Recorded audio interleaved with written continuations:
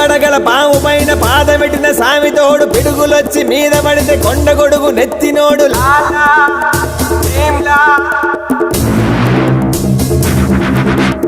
ఎద్దులొచ్చి మీద పడితే గుద్ది గుద్ది సంపినోడు ఎదురొచ్చిన పైల్వాన్ని పైకి పైకి ఇసిరినాడు